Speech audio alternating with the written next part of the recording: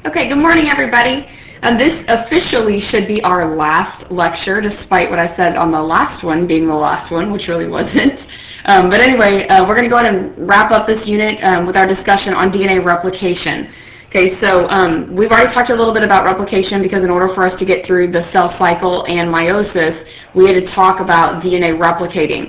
So prior to cell division, okay, we must replicate the DNA. When does it occur? You guys already know it happens in S phase of interphase, whether it's in mitosis of the cell cycle or whether it's in meiosis, we still must double the DNA. Now, we discovered, I say we, like I had a part in this, but they discovered, meaning scientists, that DNA replicates what we call semi-conservatively. Now, to give you a picture of what that means, at first, scientists were speculating, like if I make the original DNA red, okay, and I'm just making this is like the parental DNA. There was a lot of discussion as to when DNA replicated, as to how it was going to end up over here. There was one way that was called conservative. There was one way where scientists believed that if this was the parental DNA, when it went and replicated, that you ended up with the original sticking together, and I'll make the new one blue, that the new one was blue. So what they were saying is, yeah, DNA opened up, okay, briefly, and then the newly strand, one of the new ones, was blue, and then the original strand stayed together. This was called conservative. Okay, then there was another way that was called dispersive, where scientists thought, okay, if your original is red, then it's going to open up, and you know we're going to use the nitrogen base pairs like A to T, G to C. We're going to use that, but the newly formed strands are going to end up being red, blue, red, blue. You can get the picture. I'll make them longer so I don't have to do this for too long. Okay, so that's how the new ones will end up, dispersed. And then this will be red, blue, etc. And then the same thing over here. Now I'm just making these longer because I don't want to take a lot of time doing this, but you get the effects.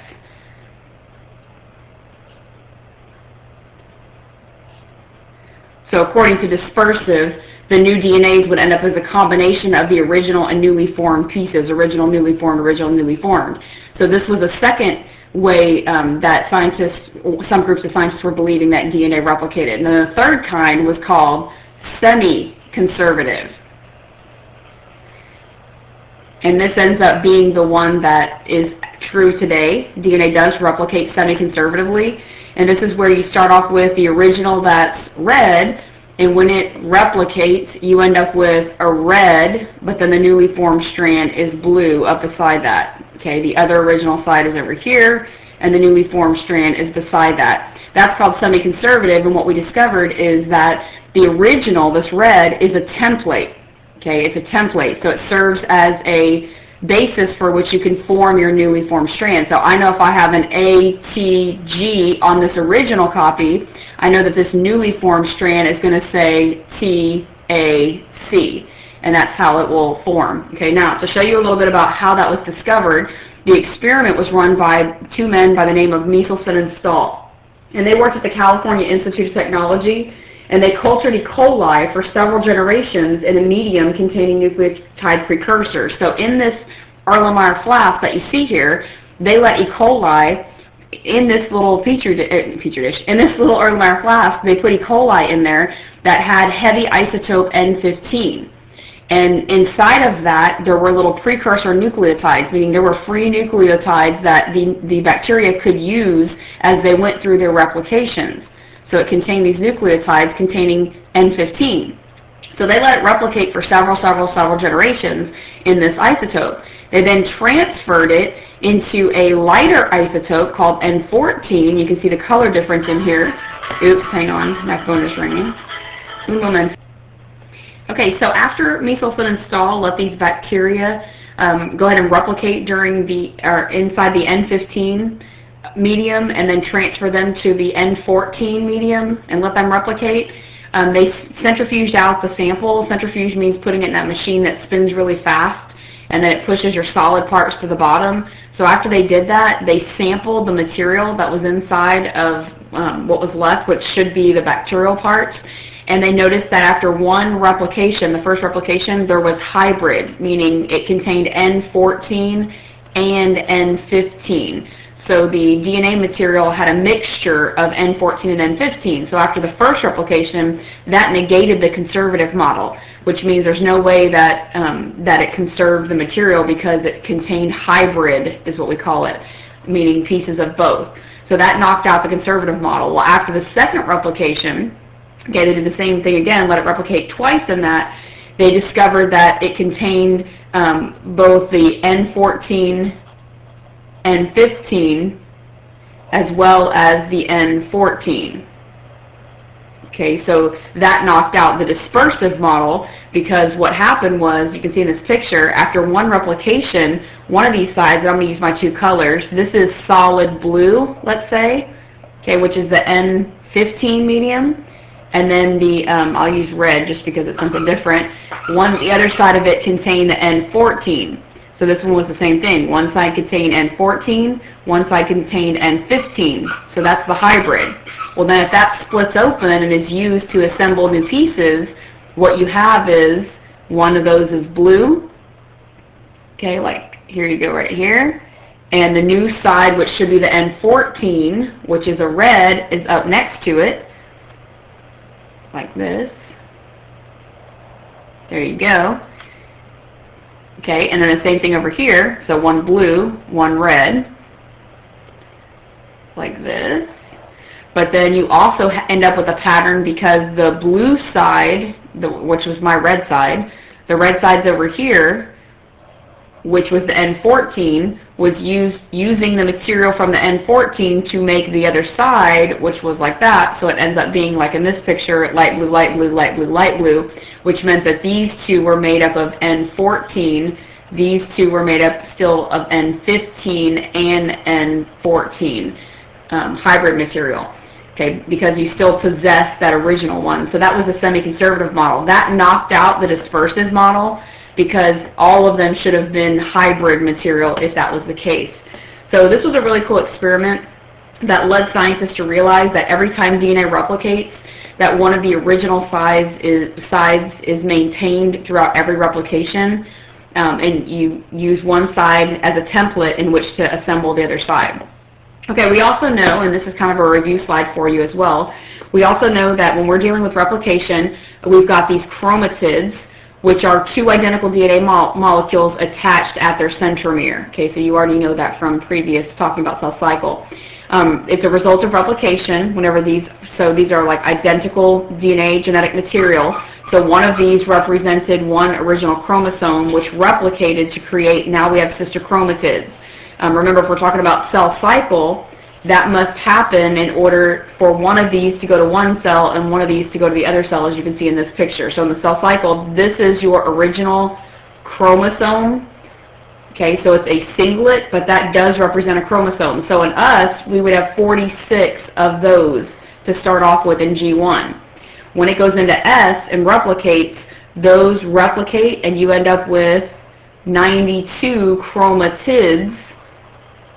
Okay, 92 chromatids, but those represent the 46 chromosomes that we have. So that whenever we go through anaphase, telophase, and cytokinesis, these are pulled apart and end up going like an anaphase, one in each new cell. This would be a daughter cell, this would be a daughter cell, and so we would end up in us with 46 individuals like that. Okay, remember we only describe them, a chromosome. One chromosome is made up of two sister chromatids, and then the centromere is the place where they're attached. Okay, so that's kind of a review. We've already been over that. All right, so let's replicate DNA. This will be the fun part. So anytime we're replicating, the first thing, and by the way, I'm going to mention a lot of enzymes in the next couple of slides to finish out replication. There are tons of enzymes that all have a specific job in this. The first one you see listed here is DNA helicase. Okay, look at the word, hela-case. It's like helix. It's unwinding the DNA double helix. So because DNA is wrapped, in the helical pattern, in order to replicate it, we have to get in here and separate the sides so that we can use each side as a template from which to assemble a new side. So the first enzyme, DNA helicase, comes in and unwinds it. Okay, where it does that is known as the origin of replication.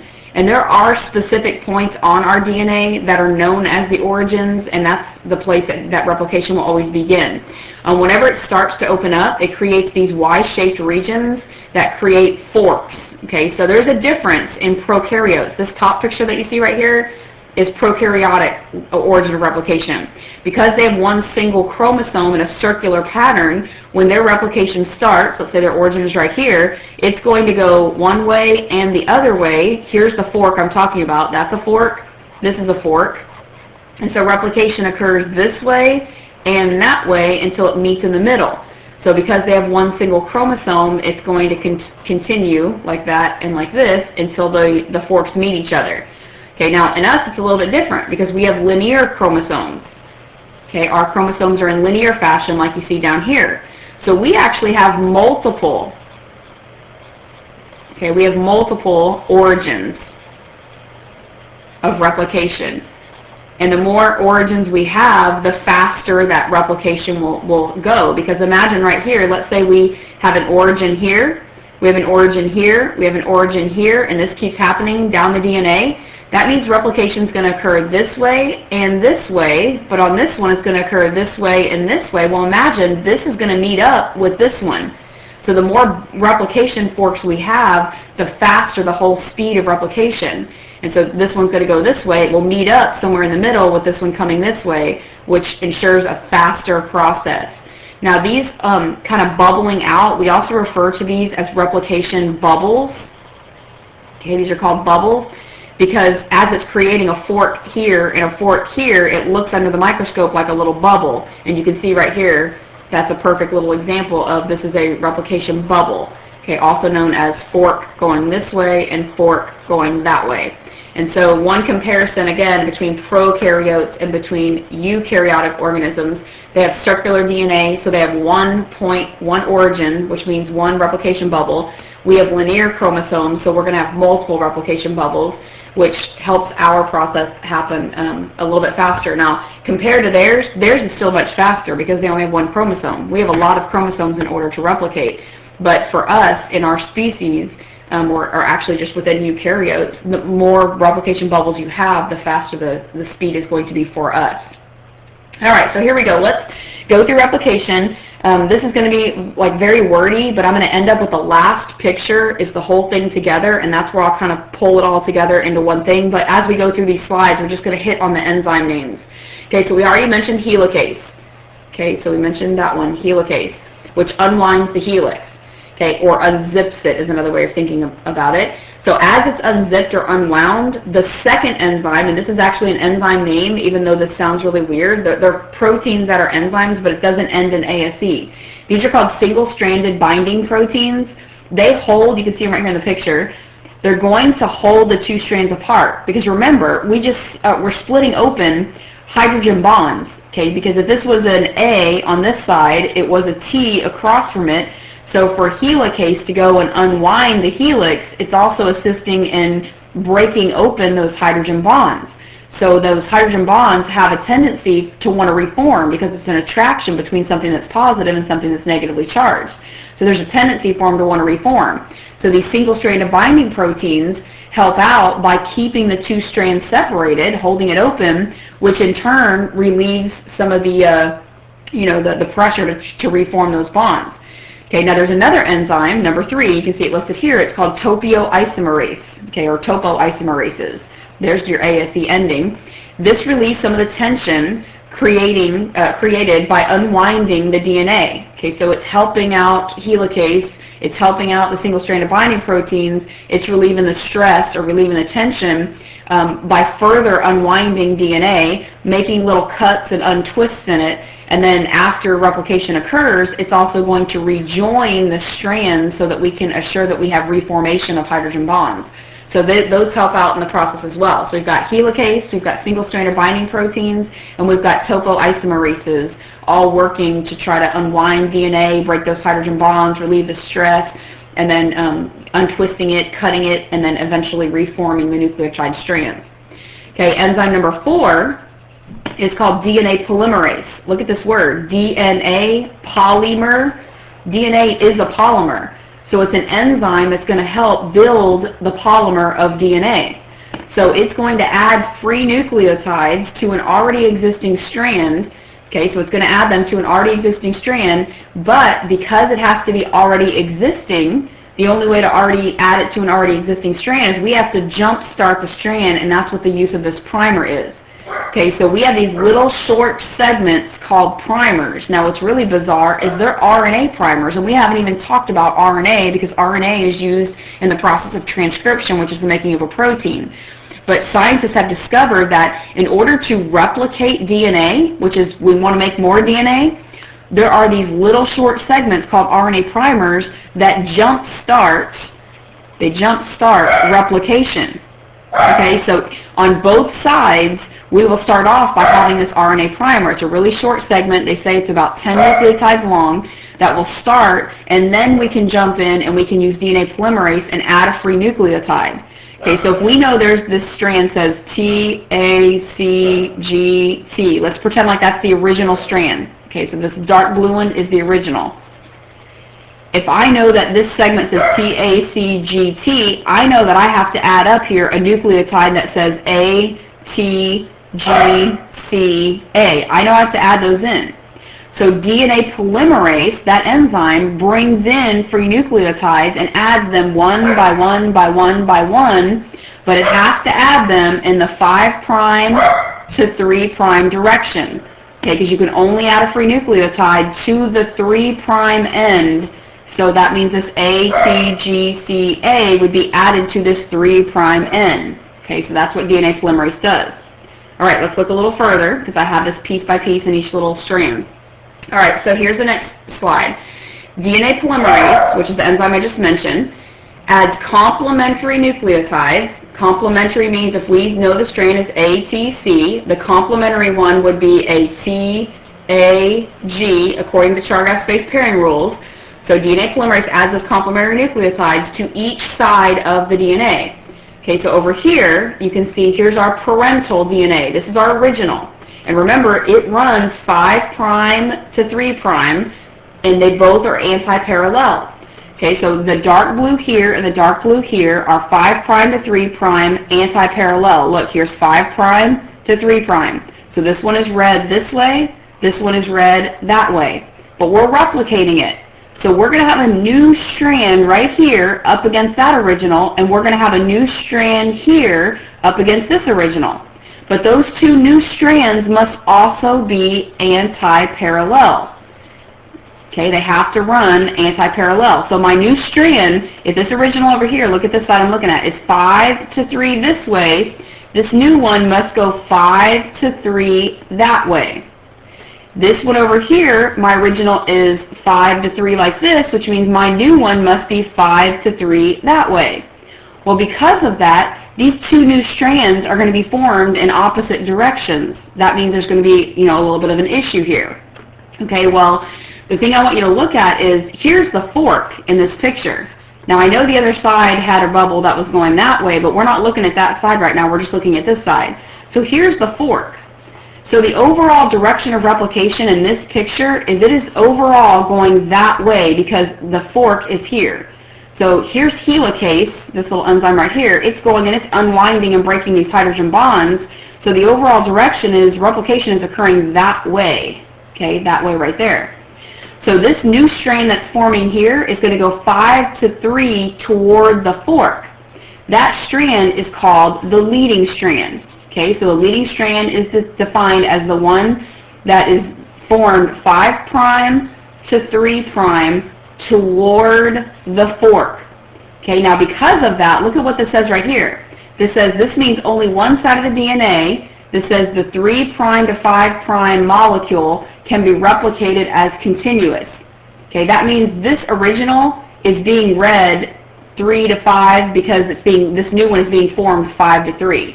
So it's being read that way. So that's what this means right here. So the parental DNA is being read 3 to 5 in order to form this new strand going 5 to 3 because it's got to be anti-parallel.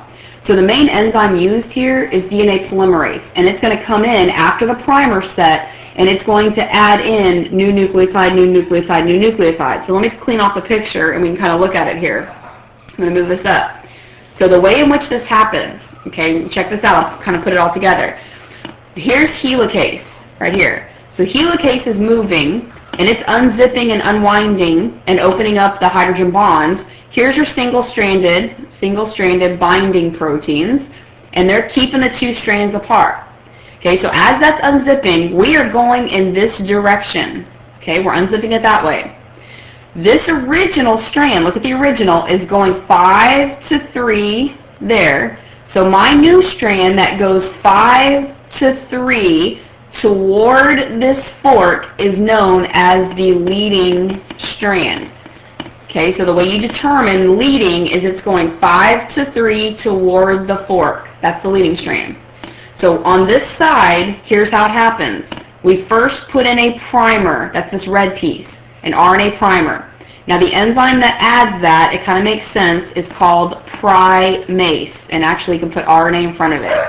RNA primase adds the primer called the RNA primer. Okay, so it sticks it in. Once that happens, now we add free DNA nucleotides. Okay, so we first add a primer. Free DNA nucleotides come in according to Chargaff's base pairing rule. So if this is a T, A, C on the original, then I know I'm going to add an A, T, G. So those come in, and what attaches them, as you can see in this picture, it's called DNA polymerase, and it's actually called DNA poly 3. You do need to know that because in a minute we're going to talk about DNA poly 1, which does something very different. So it's DNA polymerase, and they named it 3. So it adds free nucleotides in the 5' to 3' direction, meaning it's only adding them to the 3' end after this primer. This primer right here, that's the 3' end. So it adds one to that 3' end, the next one to the 3' end, the next one to the 3' end, but it's building it in the 5 to 3' direction. Okay, so as you can see in this bottom picture, this is what it looks like after it's formed, and it keeps on going down the strand. So this strand is called leading strand because it is 5' to 3' toward the replication fork. Okay, so and you can see here, this little blue thing was a new nucleotide added, we'll add another one here, we'll add another one here, we'll add another one here, here, here, and so on and so forth. So it will add free nucleotides to the 3' end in the overall direction of 5 to 3 toward the fork, and that's called the leading strand. Okay, got it? All right, now, lagging strand is a pain in the butt. This one requires a little bit of extra stuff because it's being formed in the opposite direction of the fork. Okay, so I'm just going to split this picture real quick, split this here. Let's still look at this side because this is what we were doing in the other picture. Let's look at this side of the fork. Okay, so the leading strand we just talked about on this side of the fork would be going 5 to 3 toward the fork. That's leading. Well, if you look at this other side, it's also going to be made in the 5' to 3' direction, but 5 to 3 on this side is going away from the fork. Okay, how do I know that? Because if you went back to look at your original strands over here, this one was 5', this was 3', which meant this was 3, and this is 5. If that's my original, my newly formed strand must be anti-parallel to that. So right here, this is a 5, that must be a 3, which means the new strand here must be a 5 to 3 that way. So because of that, to synthesize the other new strand, DNA polymerase must work away from the replication fork. It's got to be going away from it. Well, that promotes a problem because the overall direction on this side is it is moving this way. We're going to make this new strand going in the opposite direction. So because of that, we have to make short little pieces that are called Okazaki fragments. The guy that discovered this, Mr. Okazaki, named these after himself, which I would have done the same thing so I could be famous. But he named these little short segments after himself, and they're called Okazaki. Well, you can see in the picture, I'm going to erase some of my mess right here. You can see in the picture 1 and 2, these would be little Okazaki fragments. It's a short segment that's formed, so this would have been the first one. Why? Because our replication bubble started here. We started here. So as it unzipped going this way, this was first unzipped. That was your first fragment that was formed going in that direction. Then the second fragment was formed going in that direction. Then the third fragment is going to be here going in that direction. So we would have here 3 little short Okazaki fragments that are forming. Okay, and once we get them done, once they're totally finished, we can't just have little short fragments. We need to have entire DNA. So the spaces between these fragments, eventually we're going to join them together, which is another enzyme called DNA ligase. And that will bind the fragments together to form a continuous strain of nucleotides. Okay, now you might say, well, wow, how does that happen? Wouldn't there be errors? There's a lot of proofreading that occurs to DNA. DNA polymerase is not only adding free nucleotides, it's proofreading along the way. And if there's a problem, DNA polymerase will pull out the wrong nucleotide, stick in the right nucleotide, and then make sure that the strand is correct before it goes along. So there is definitely a lot of proofreading that happens in this process. Okay, now I don't know if you noticed in this picture, I'm going to throw this in right now, but whenever we're talking about this bubble, because the origin is here, just a minute ago, we're only looking, because I was trying to keep it easy, at one side of the bubble. So we were looking at one fork. But it's understood that at this side, replication would occur in the opposite direction because here's the fork on the other side. So replication would occur that way and that way at the same time, which means your leading strand and lagging strand flip-flop due to the placement. If this is 5 to 3, and this one is 5 to 3 overall, that's your parental DNA, then my new strand that's formed here, that's going that way, is going to be 5 to 3 there, which makes that leading. This one is 5 to 3 there, which makes that lagging. But on this side of the fork, because it's moving that way, my strands flip-flop. This would now be 5 to 3, and it's going opposite of this overall direction, which means that's now the lagging strand. This one would go 5 to 3 that way, which makes that side the leading strand. So it depends on whether you're looking at which side of the replication bubble as to which strands are leading, which strands lagging.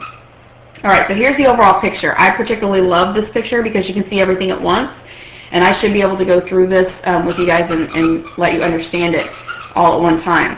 Okay, so here's your overall picture. Okay, overview right here of replication. I'm going to change colors because I'm tired of that red. Okay, overview that you see here. So here's the origin of replication. So let's look at this all at one time. Okay, at the origin, what happened to start off with is helicase, and you can see it here. Started off by unzipping and unwinding DNA. That was the first thing. There's the first enzyme that happens there.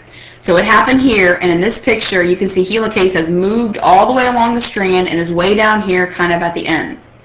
Okay, number 2, single-stranded binding proteins worked right behind helicase. Here's some on this side, there's some on that side.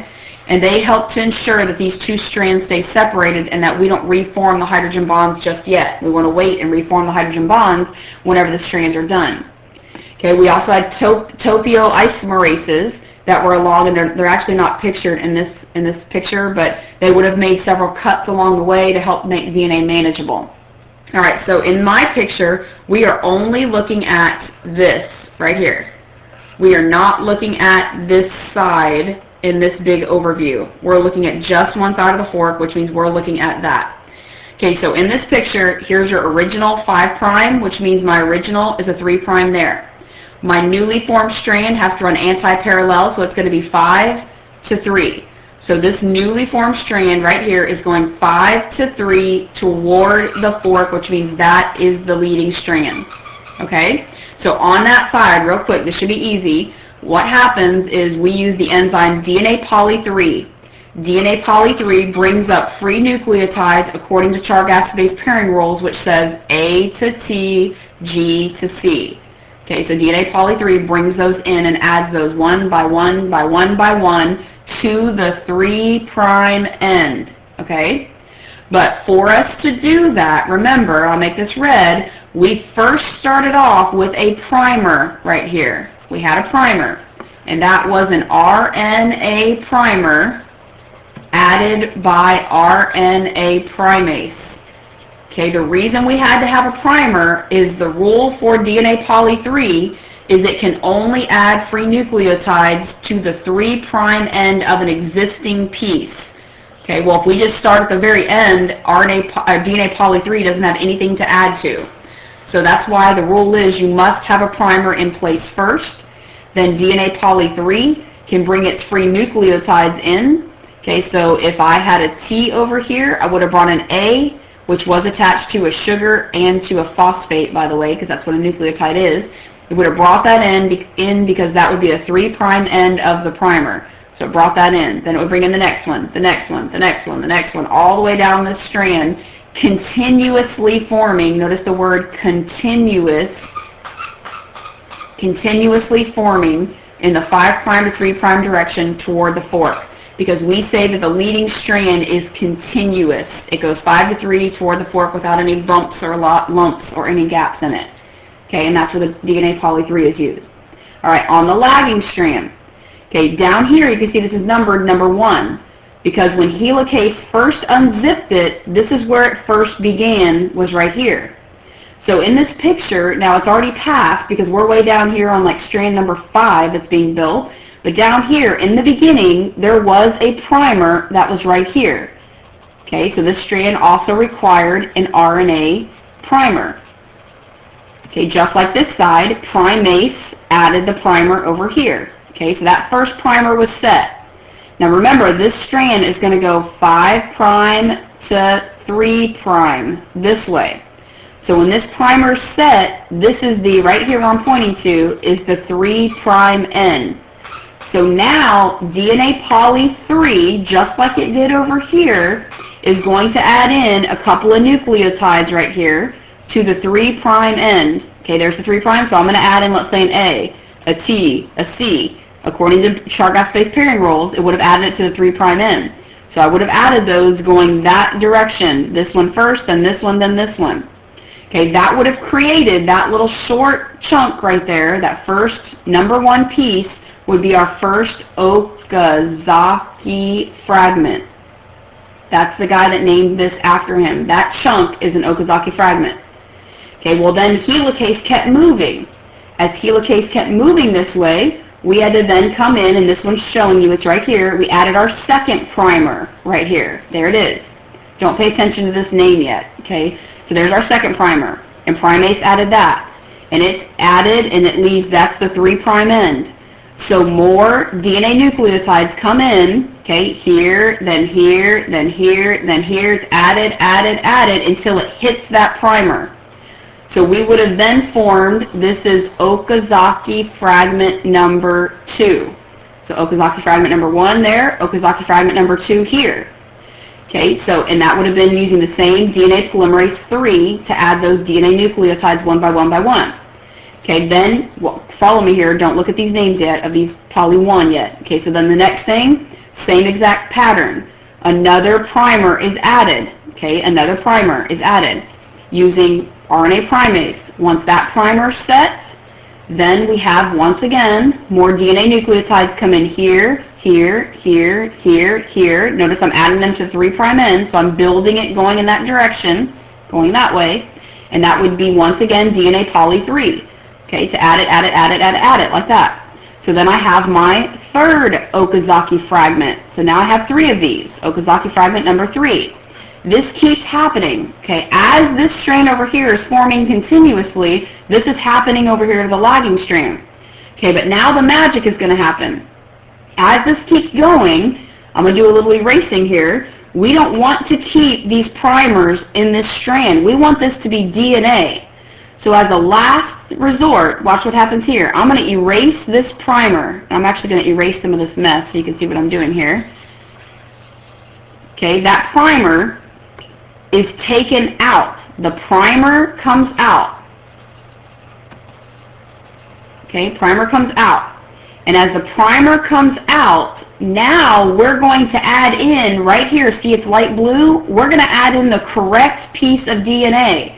And it can be added because this has a 3' end open right here. Once you pull that primer out, the nucleotide that's right here has a 3' end. So now this is where DNA poly 1 is used. DNA poly 1 adds in that last piece of DNA. It sticks it in place. Once it's in place, we have to seal the gap. Okay, do you notice how, let me erase this so you can see. Do you notice how there's still a little gap right here between when it comes in? We have to seal that gap. So the last enzyme you see listed here called ligase, it acts like the glue. and it seals the gap after DNA poly 1 put in that last nucleotide. So it moves along the strand in this direction, sealing this gap, making sure now we have a DNA strand that's all light blue. This is all new DNA. Okay, so we're going to go up and we're going to do the same thing over here. Ready? We're going to practice this because the more we do this, the better you're going to get at it. Okay, now I'm going to come over here. So here we've got primer number 2. This primer comes out. DNA poly 1 puts a DNA nucleotide in that place. Once that happens, DNA ligase moves down the strand, seals the gap, and then we have more DNA that's formed. This is all new DNA. Okay, we continue going up here. RNA primer will come out. Same thing, RNA primer comes out.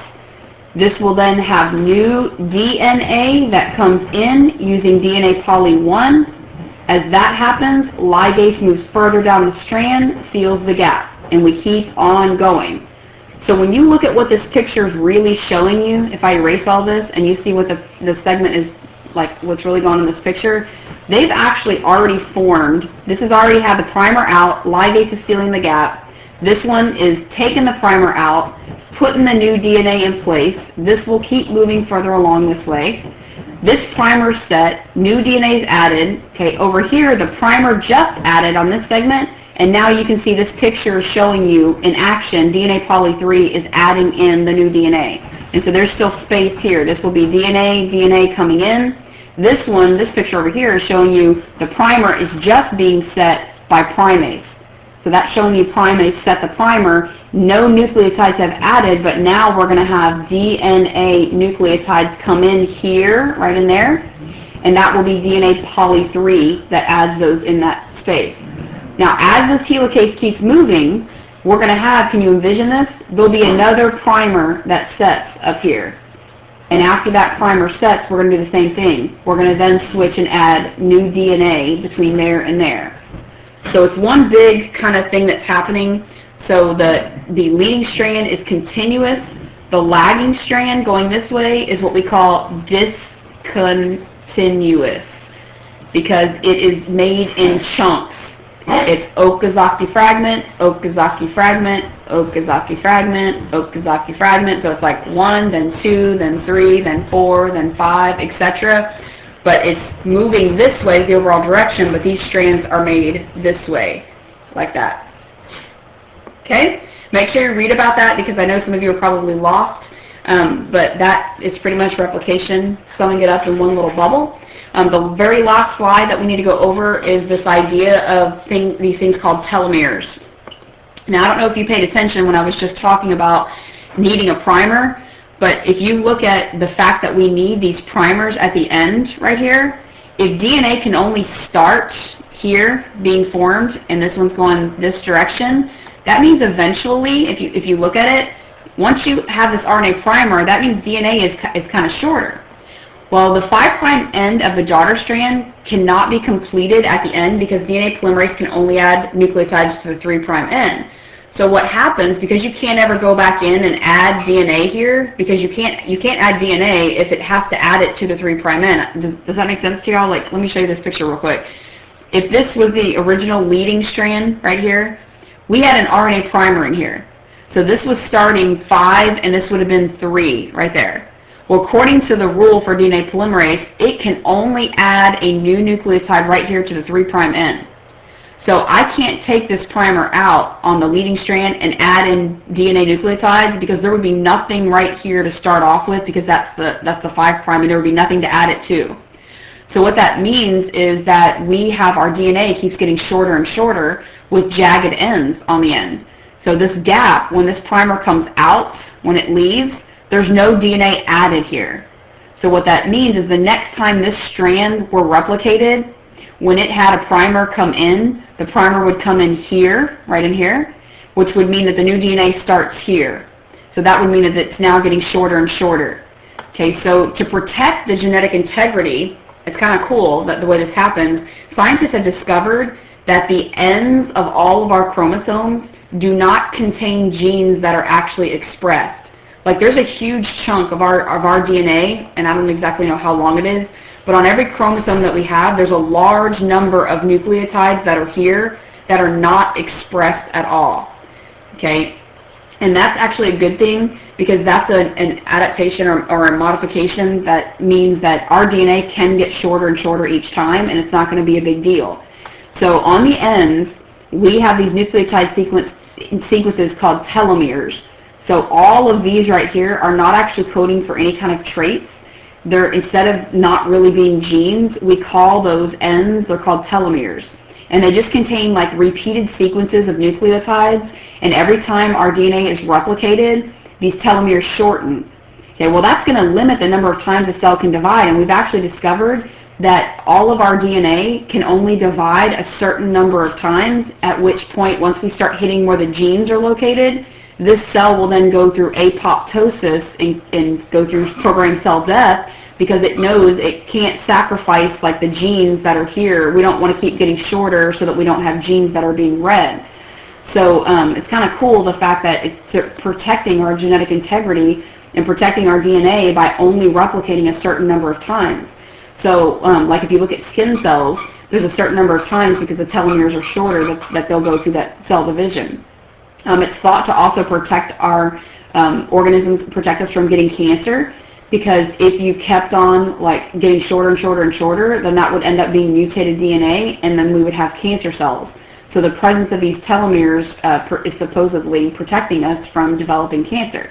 Okay, now they've also discovered, which is kind of cool, that there's an enzyme called telomerase, and it's produced by stem cells or germ cells, meaning that in an embryo that's inside the womb, they possess a certain enzyme called telomerase, which restores the telomere length. It keeps making the telomeres longer, so this segment that doesn't code for anything, it would keep making it longer.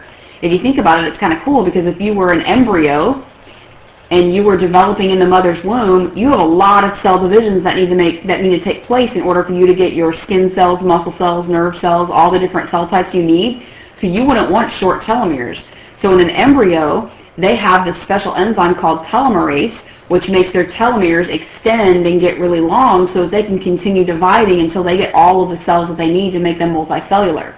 There's been a lot of research also, which this is kind of a bad thing, but they've noticed that cancer cells also possess telomerase, which is why cancer cells, being mutated DNA that ignore the cell checkpoints, they keep dividing excessively, uncontrollably, because they possess the same enzyme, and that makes them extend the telomere, which means even though the DNA is mutated, they can still make the cell go through cell division because it restores the telomere length.